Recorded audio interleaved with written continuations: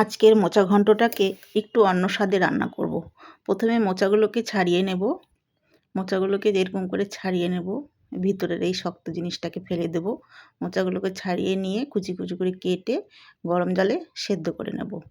গরম জলে সেদ্ধ হয়ে গেলে আমি মিক্সারে একটা মশলা করে নেব। এখানে নিয়েছি টমেটো, কাঁচা লঙ্কা, আদা আর কয়েকটা কাঁচা বাদাম। মশলাটাকে রেডি করে নিলাম। নিয়ে তেল গরম করে গোটা জিরে, তেজপাতা ফোড়ন দিয়ে আলুগুলোকে দিয়ে দিলাম। আলুগুলোকে একটু ভেজে নিয়ে স্বাদ মতো নুন, হলুদ দিয়ে দিলাম 1 মুঠ গোবিন্দভোগ চাল ভিজিয়ে রেখেছিলাম, সেটা দিয়ে একটু ভেজাভেজি করে নিয়ে বেটে রাখা মশলাটা দিয়ে দিলাম। তারপরে দিয়ে দিলাম সামান্য জিরার গুঁড়া, সামান্য কাশ্মীরি লঙ্কার গুঁড়া আর দিয়ে দিলাম অল্প একটু ছানা।